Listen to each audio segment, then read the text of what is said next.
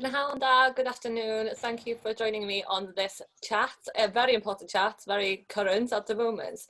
Generation COVID, how are young people preparing for our future post-pandemic? It's a bizarre concept to think about what our lives is, how it's changed over the past few months and how it will be in our futures. So thank you for joining me. I am Zahra Erammi. I am a journalist for ITV Wales and Hansh S4C. I'm currently working on a short documentary series called Grid. So I'm just going to ask for some slight introductions. So if you could give me your name, your age, where you're from, and just a bit of background about yourselves, that would be fantastic. We will start with, what have we got? We've got Cameron first on my screen. So if you don't mind opening for us. Hi, my name's Cameron. I am 18 years old from Wrexham, and I am disabled but not immunocompromised, which has affected me during COVID.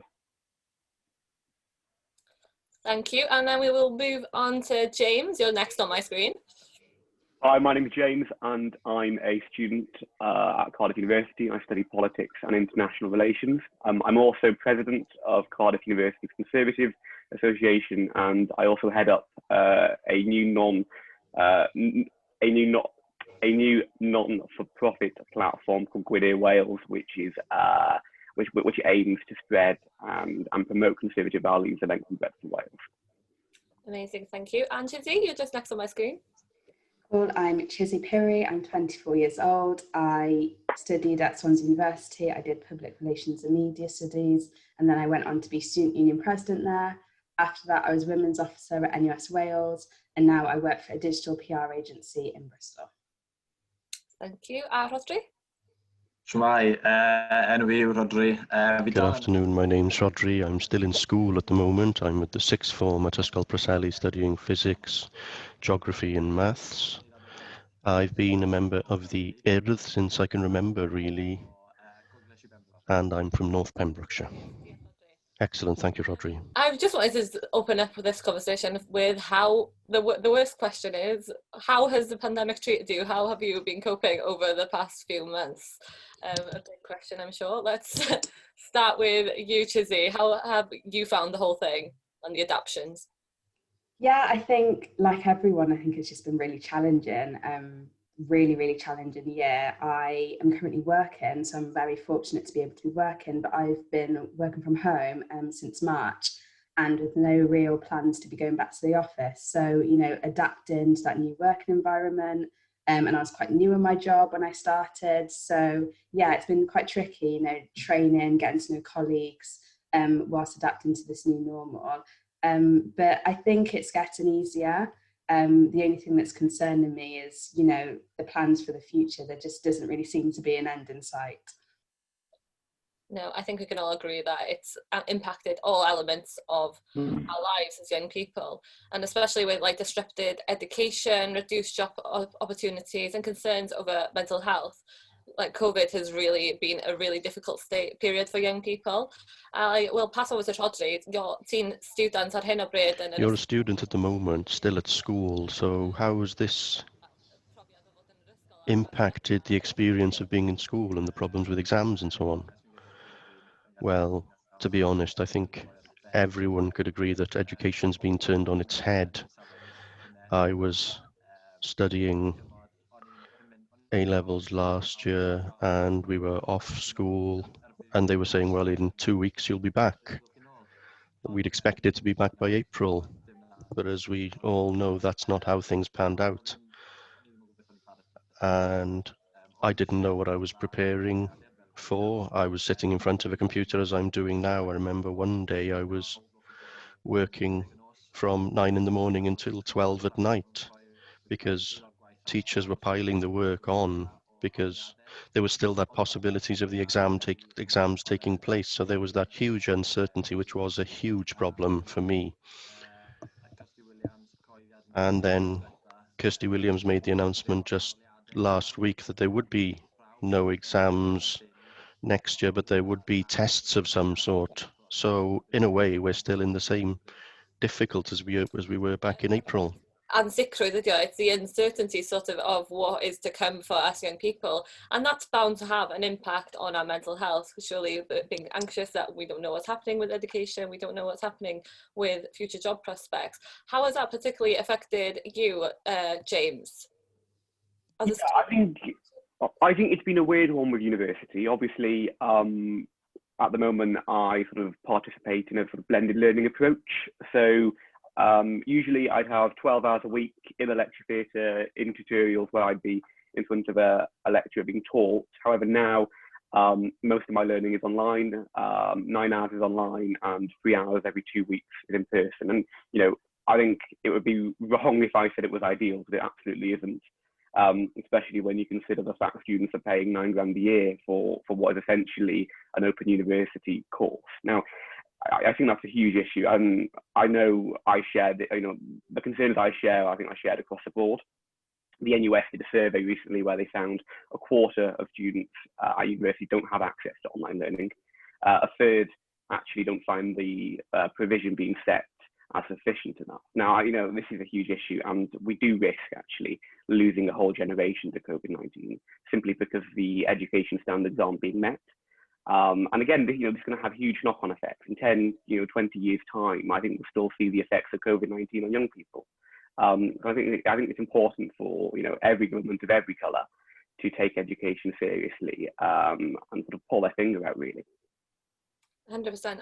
As you touched on there, we are living through a big part of history. It's something that we'll be probably telling our children, our grandchildren, and it's crazy to be a part of that and a part of this sort of ever-changing world, I suppose, and Wales. Cameron, how have you found everything during the pandemic? What's been like the biggest challenges?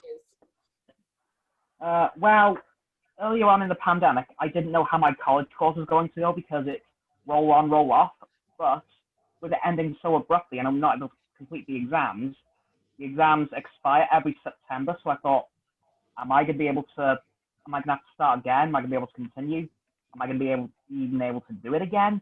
So that was a bit of a worry, but for the most part, I've done okay by not seeing the family for a few months, but I've done all right otherwise. Right. And how was everyone else finding that aspect of, you know, being away from your families and we were speaking about this prior, that sort of separation between you're kind of stuck in your academic world at the moment and you're far away from your family. How has that been? I know, Chizi, are you studying away from your family? Yeah, so I live away from my family, and yeah, it has been really difficult. You know, it's been like over 6 months since I've seen them. You know, when the lockdown restrictions first lifted, I managed to go home for a weekend, but then obviously I'm working full time, so unless I took time off, I wouldn't be able to see them for very much longer. And now with these new restrictions, you know, I'm not too sure when the next time I will be able to see them, whether I will be able to see them over Christmas. So that has been difficult. But, you know, thankfully we live in a technology-centric world where there's FaceTime and Zoom and stuff.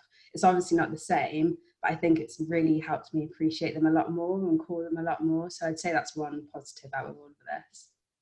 As you said there, we're living in a sort of digital world, something that's not really unfamiliar to young people as we've been doing it for, you know, our whole lives. How have some of the sort of digital changes and adaptations in your life affected you? Are they working? Are they accurate? Especially with learning, I assume everything's being done online. Rhodri, sut wyt ti wedi ffeindio sort of... Rhodri, how have you found that change to digital?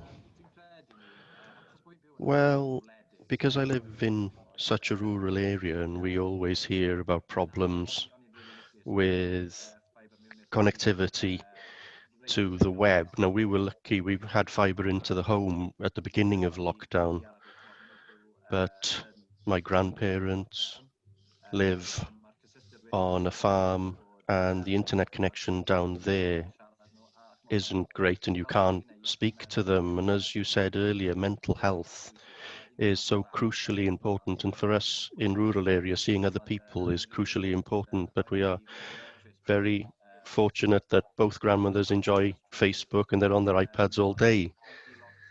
But for many families, they don't have that option.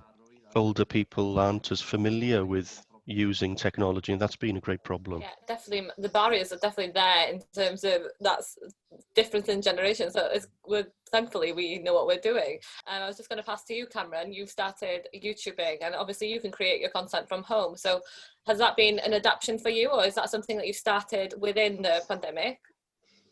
That's something I did prior to the pandemic a few years ago, but when the pandemic came up, I thought, let's start again, see what I can do. So that's something I had previous experience in, so it was just like going back to it, really. That hasn't been much of an adaptation for you, but are you finding yourself doing more, just, I suppose, to keep yourself busy? Yes, I'm doing it every day. And what are some of the things that everyone's been doing to sort of to take away at time? What are the hobbies? Have you come up with any hobbies, or have you found interests that you maybe hadn't have thought of before the pandemic? James, what about you? So for most of the sort of the first lockdown, I was stuck in Cardiff. I went home eventually, I think the start of June, after I finished my exams. But once I got home, I began working in a care home for the elderly, which was really great. So I usually do it when I'm back for summer and Christmas, but it meant I was sort of working on the front line, which is really fantastic. Working alongside some really devoted people who are going out their way day in day out, doing these awfully long shifts to provide a really high level of care. Now, normally, I'd be sort of going and conducting big games and stuff with the residents, but because of COVID, I couldn't do that.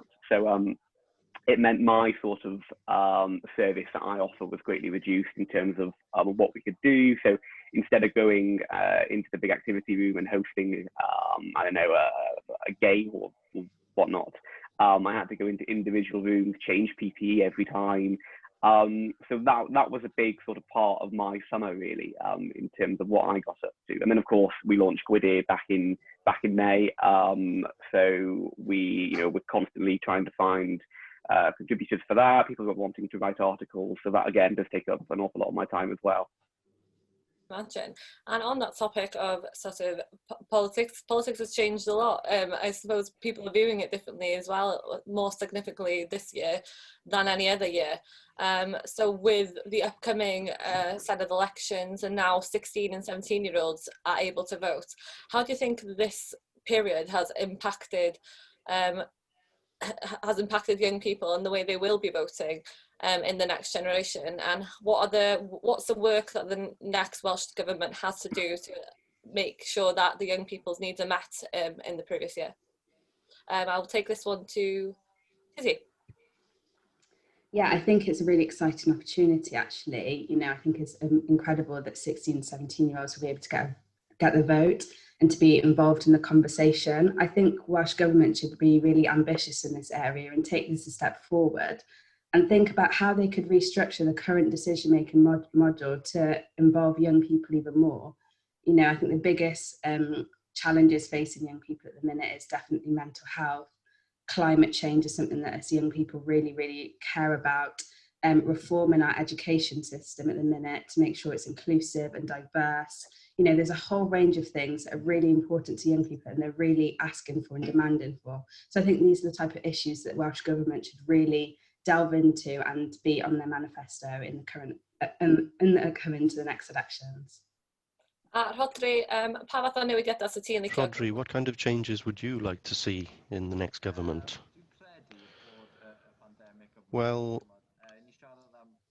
this pandemic, and we talk about Brexit too, people have just forgotten about Brexit.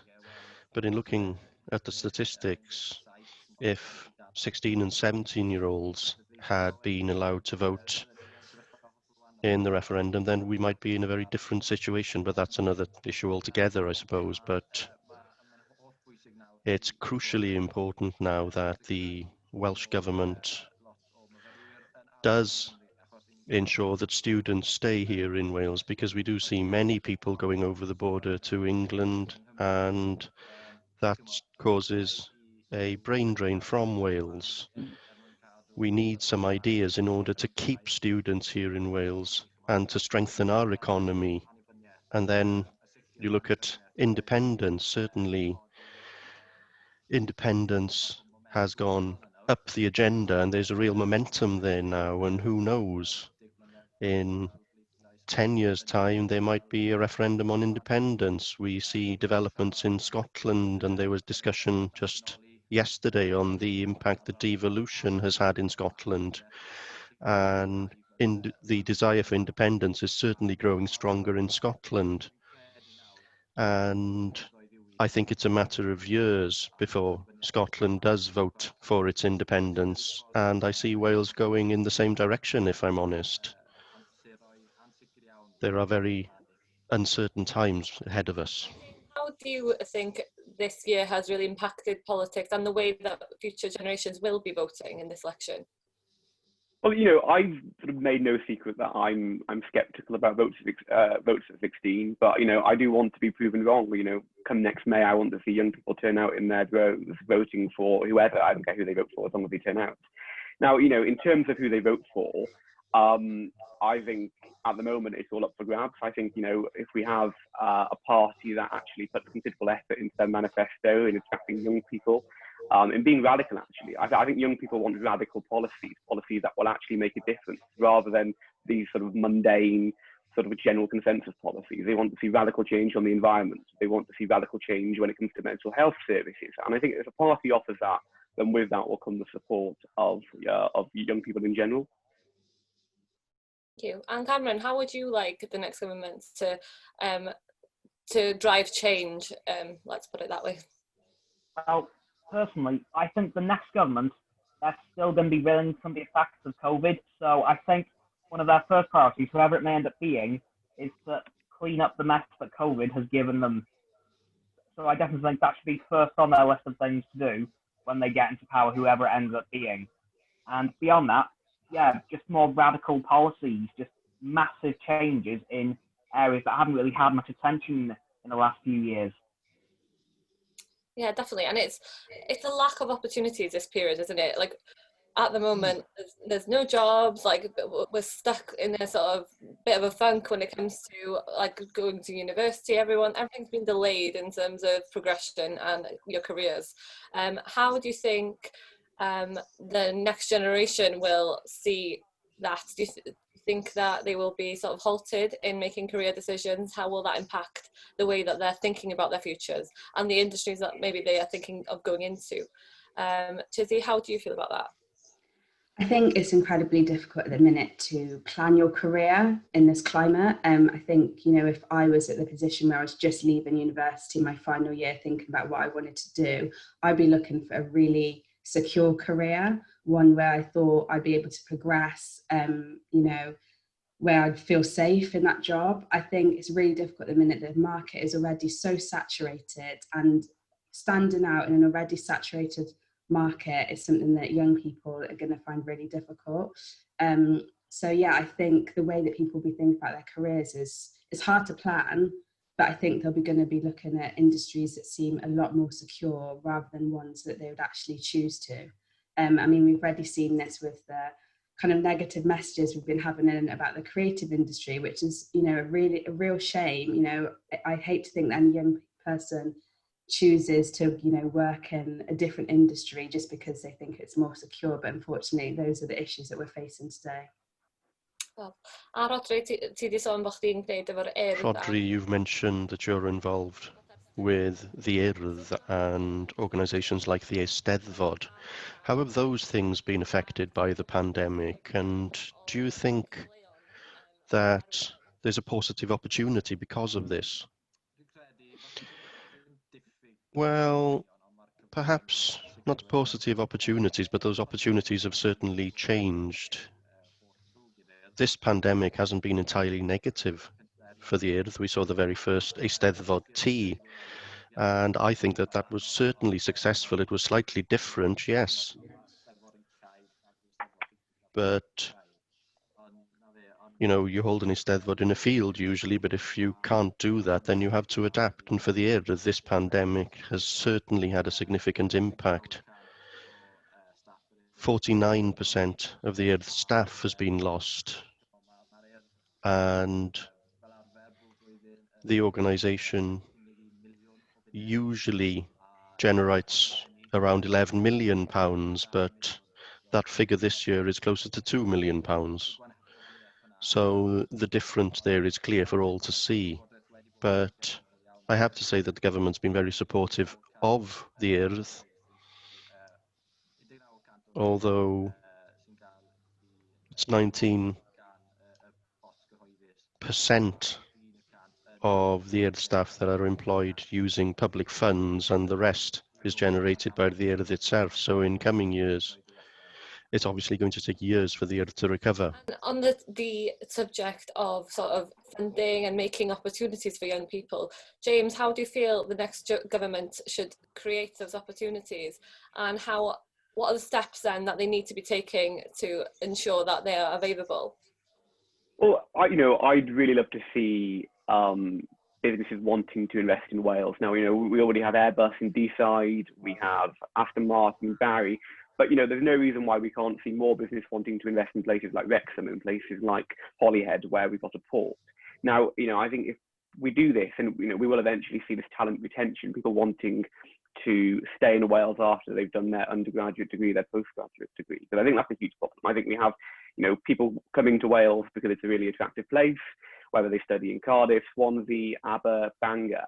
We've got all these fantastic universities, but we have nothing to keep them in place after they finish their degree. And I think that's a huge issue. So I think if we get businesses to invest in Wales, actually, and offer sort of incentives for students to stay, then we can have sort of a slipstream process where students apply for a postgraduate job, they stay in Wales, they stay in the city they studied in, and with that we boost our economy, we boost jobs growth.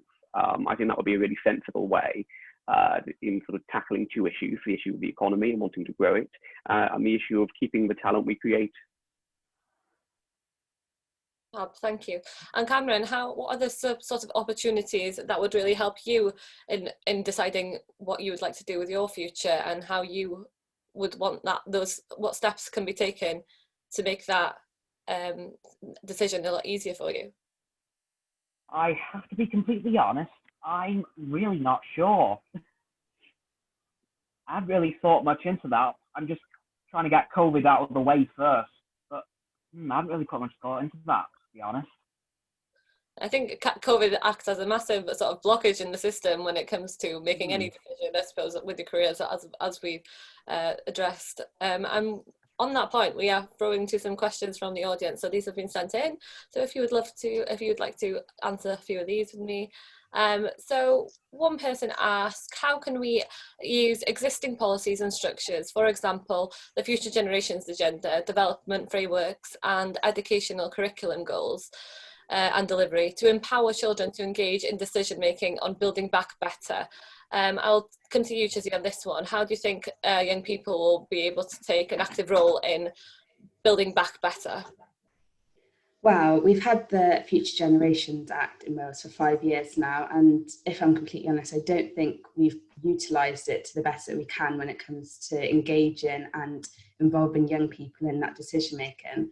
Like I mentioned before, this is a really big opportunity. We now have the chance to completely reshape the model so young people are at the forefront of that decision making. And I think with the pandemic, we've seen new ways of working. So for example, working from home, whilst it might not be as effective for some people as it is for others, it's also provided an opportunity to rethink the way that we work here in Wales. So again, that provides more opportunities for more people. So for example, more women will be able to enter the market of working, because it might be easy for them to juggle childcare whilst working from home. When we think of young people, that's another opportunity where people might be able to work from home where they weren't before. And also, if we're thinking about the issues that young people care about, less people going into the office is, less emission. So I think the Welsh Government needs to think a bit more strategically about the opportunities that this pandemic has produced. We're now in a position where powers have been a bit more devolved, and we're having the conversation, as mentioned before, about independence. This is something that should really, really be utilised.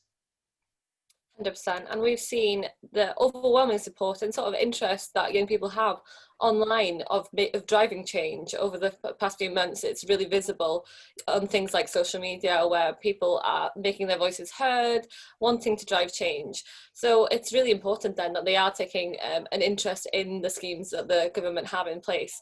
Do you think there is room to create sort of more opportunities digitally, so that more people can get involved? Things, I know a lot of people have been doing seminars on and panel discussions over Zoom. Is this something that the government should be utilising more?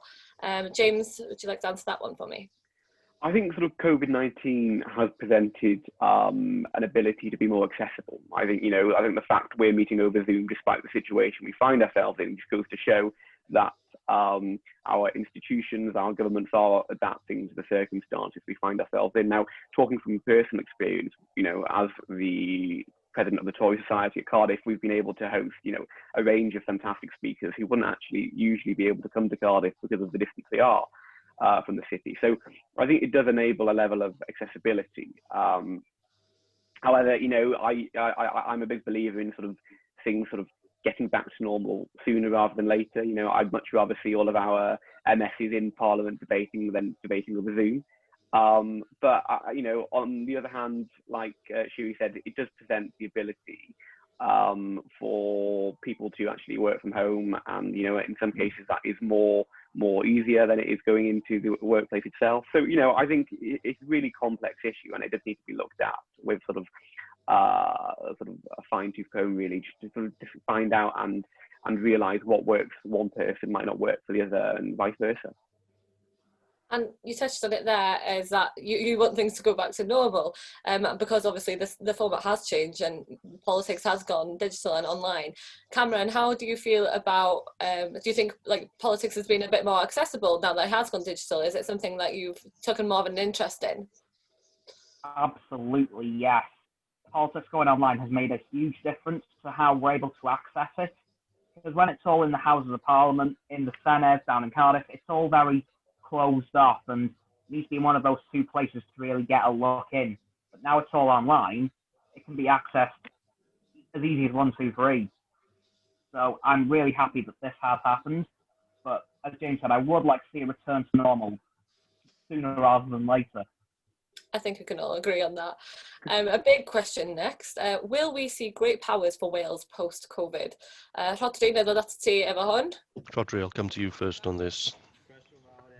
It's a broad-ranging question. Well, yes, particularly for someone who's only 17, but I will try and answer it. I think I touched on this earlier in terms of what's happening in Scotland. I do think that this pandemic has shown us that Wales can be more independent. And I wouldn't be surprised to see more powers devolve to Wales. But the number of powers and the scale of those powers, well, I have no idea really, but I think it's also important that we bear in mind for every pound we pay into Westminster, we get £1.20 back. So Westminster does support our economy and has a huge influence on Wales, but I do think that the government is doing more for the nation.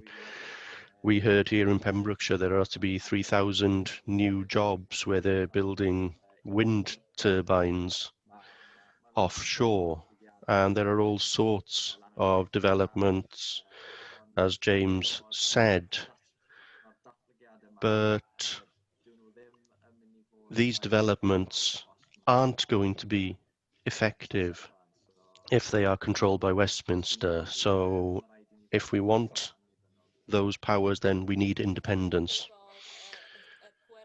Do you think that those powers that have been devolved are sufficient for us to recover from coronavirus and to build our own future? Well, I certainly think that we have the powers if we use them in the right way. Wales is a very interesting country. You have the valleys areas and the southeast where 75% of the population lives, and their influence will be greater than the influence of us in rural areas perhaps, but it's extremely difficult. We do have to bear in mind that the economy is very important, of course, but people have lost their lives because of this pandemic, and I do think that rather than emphasizing the economy, we do need to bear in mind that people have been really impacted by this pandemic, certainly. Sort of more devolved powers coming to Wales, do you think that we would be able to recover as a nation with more devolved powers, or has the handling of the coronavirus impacted on your decision in that aspect? Was that to me, sorry? Oh, sorry, yeah. Oh, sorry, no, I didn't hear that. Well, you know, I'm a staunch unionist. I think Wales I think Wales is better than being part of the United Kingdom. But, you know, what I would say and what I would like to see is actually the Welsh Government devolving powers down to local councils. Now, I think local councils across Wales have proven themselves during the COVID-19 pandemic. I think they've certainly in North Wales, they've led on testing and they've led on a series of other different matters. So I think they've proven their capability in being able to hold a degree of more power than perhaps, you know, they actually do at the moment. Now, you know, I think going back to the question of independence, I think what we need to look at is the track record of the Welsh Government. Now, in terms of education, you know, it's not the best. Wales is ranked bottom of the PISA scale compared to all three other parts of the United Kingdom. Transport, well, we've seen promises of building the M4 relief road. They haven't come into fruition. There's a whole range of other different issues that haven't been addressed. So I don't think at the moment granting Welsh Government more powers is the right answer. However, you know, I want to be proven wrong. You know, despite being a unionist, believe that devolution is the right way. But like I said, I think we need to put more concentration and more power in the hands of our local decision makers. So people that actually know their communities and know their area, I think they're best placed to make the right decisions. And on that note, devolution is something that a lot of young people, I suppose, get quite confused about. How has that made this time during the pandemic change that? Do you think it's more visible to younger people now? Chizi, what do you think? Yeah, I think absolutely, especially, you know, when it's come to things like local lockdowns and the fire break that happened recently, and then shortly afterwards, you know, England announced their lockdown. I think those visible decisions that have been made helps young people to understand that, yes, you know, we do have devolved powers here. We don't just have to, you know, do what the rest of the UK is doing. We do have the power to make our own decisions. Whilst I think that has been really helpful, I think there's more to be done because there is a lot of confusion. So again, I think this is about reforming our education system, as mentioned before. Whilst I'm really pro, you know, 16 and 17-year-olds getting the vote, it is essential that they know what they are voting for and they understand the political landscape that we're living in today. Thank you. And Cameron, you're over at Wrexham. How has sort of politics been driven into the community there?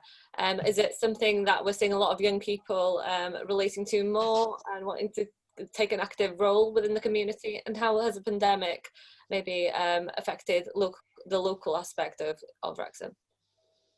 Yeah, I can definitely see young people getting more involved in politics day by day in Wrexham. Like, honestly, the amount of political posts I see from my friends on Facebook is unreal, especially since the pandemic started. Because before then, it was every other post. Now it's literally every single post by my friends is near enough political. So that's pandemic's definitely changed that, hopefully for the better.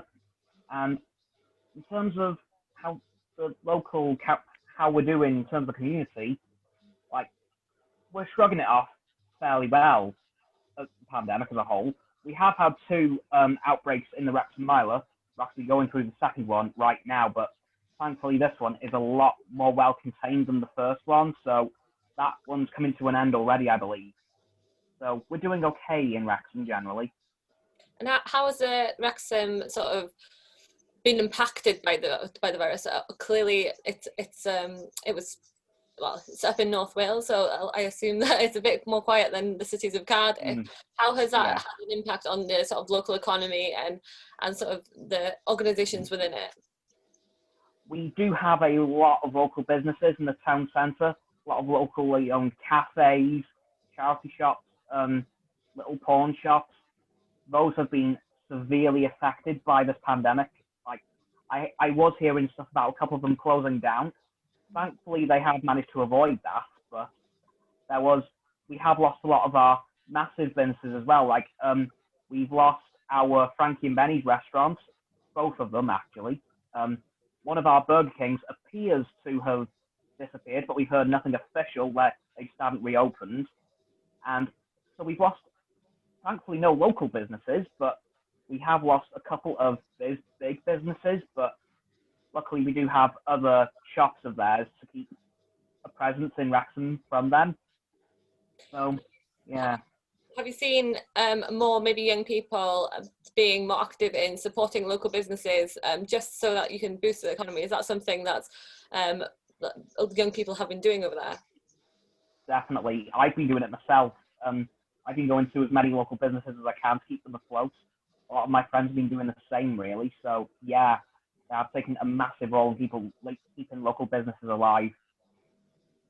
And it's an important, Rhodri ti efo Gwydir, efo young... Rhodri, I know that you're involved with the young farmers, and the farming community suffered a great deal because of the pandemic, but they have been able to continue to work. Do you think that independent businesses have been more successful during this period, perhaps?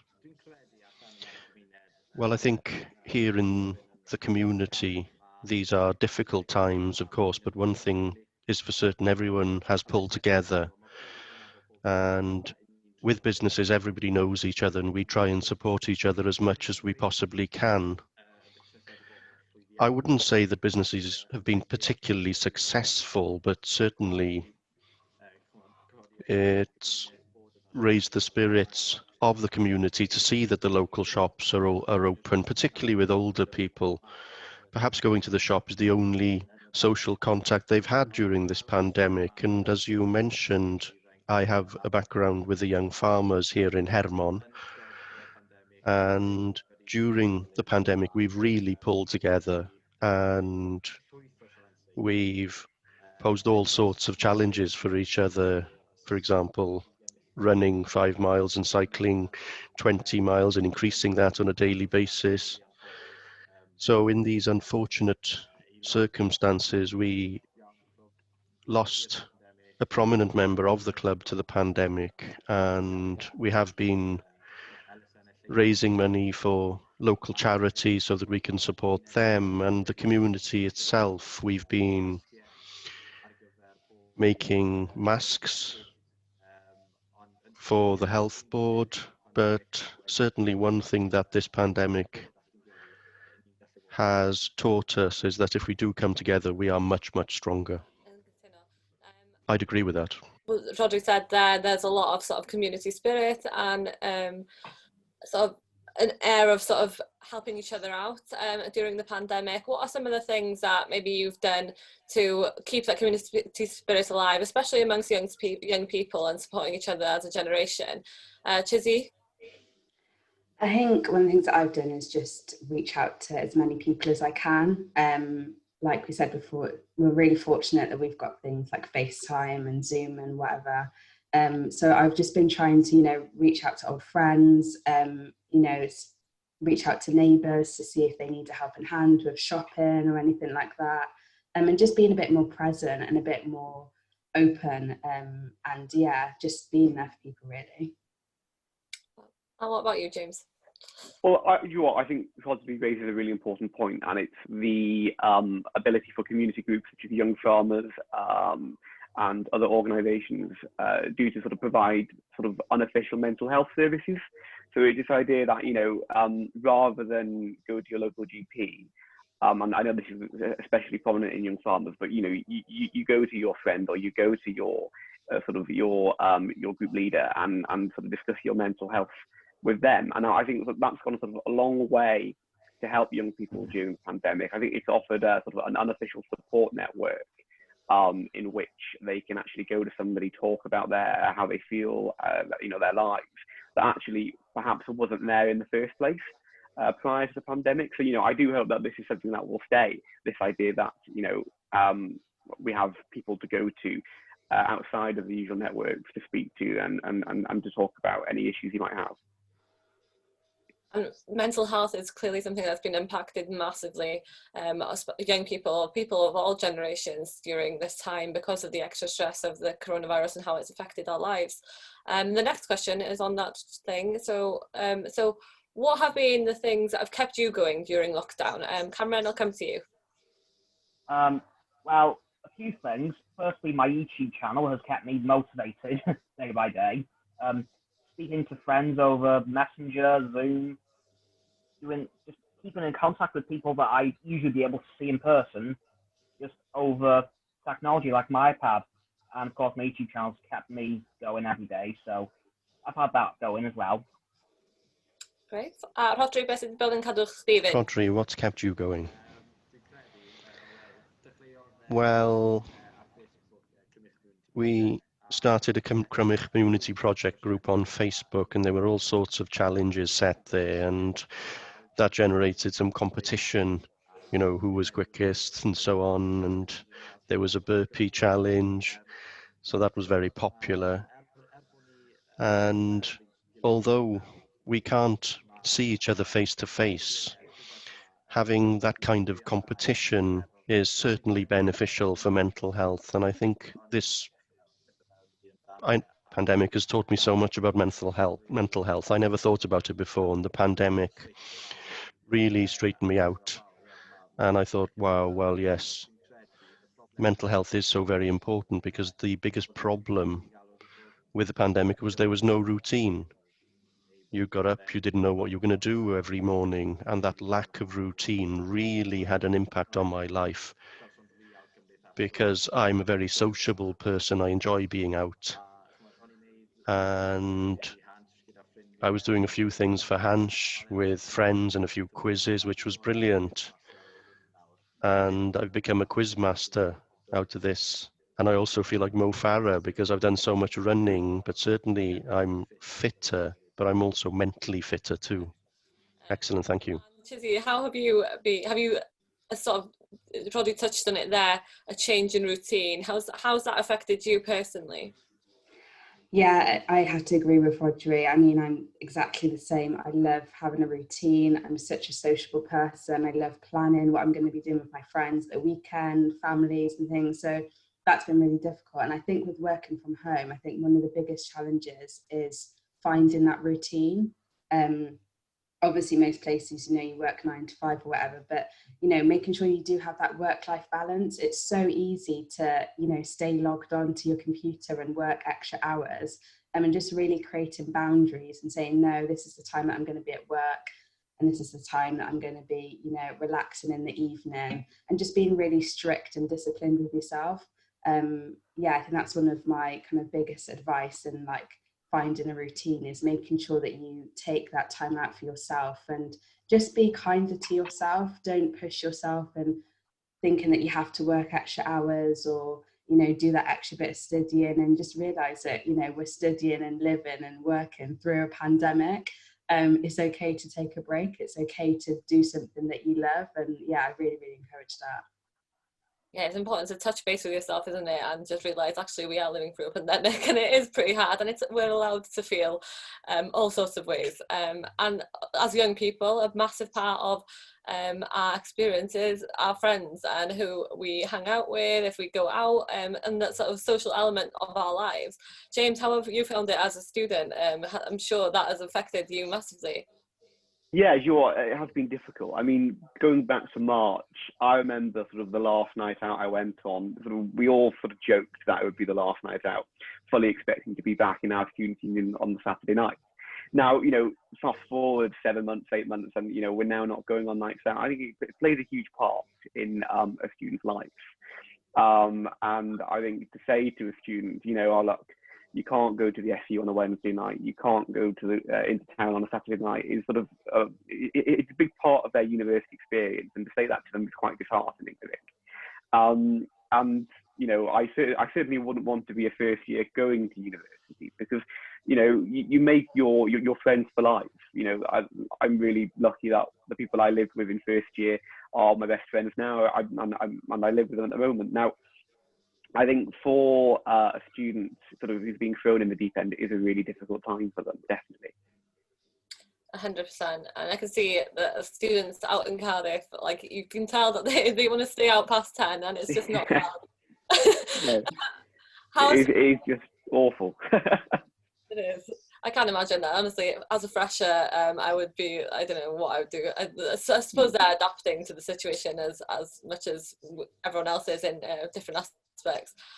Cameron, how have you found keeping in touch with friends and everything in Wrexham? And are they local to you? So are they accessible? Or is it some people you can keep in contact at a social distance with? Well, in Wrexham, some are in contact, quite reachable, but some aren't, because my age group has gone to university, but I'm not in university myself. So most of my friends are off over in England, Bristol, Brighton, Kiel, but some of them are still in Wales, but down in Aberystwyth. So I have very few friends left in Wrexham. So I have been mostly having to go over the phone. And you touched on that, you've got a lot of friends in England. Obviously, there's been changes in the restrictions between Wales and England. And there's a bit of rivalry there, really, isn't there? Because we're pushed into the pubs and they're getting taken out of the pubs. How has, have you had any sort of friendships with people over the border that have gone a bit sour because of this pandemic? Chizi? Yeah, I mean, I'm actually in England at the minute, so I'm in lockdown, and all over social media the other weekend, I just saw all of my friends that I've been to uni with that still live in Wales out having cocktails, drinks, and I tell you what, it was really difficult. I was replying to all of them saying I'm so jealous.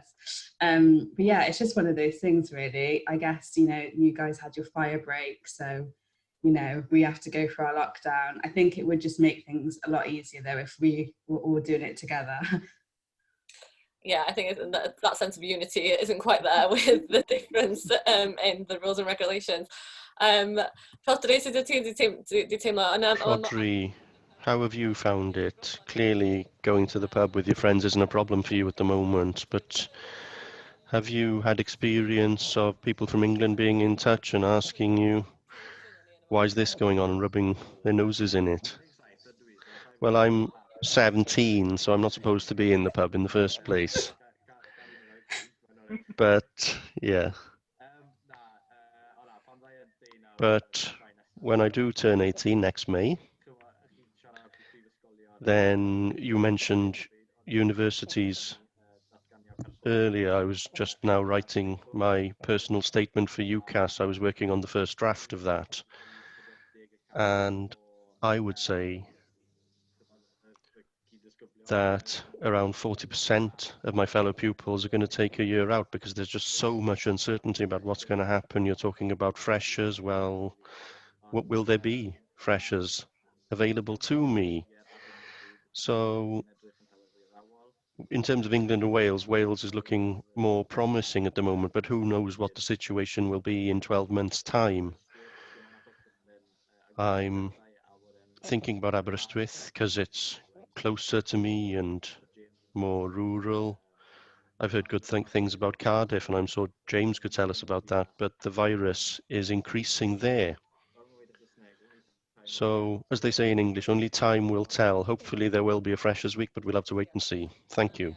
On that note, only time will tell. And in terms of what we've discussed today, obviously time will show how our futures have been directly affected by the pandemic and how it will pan out for us. So I'd just like to take this time to thank everyone for coming and for joining me and giving your opinions on the pandemic and how it's affecting us and our futures. Diolch yn fawr iawn.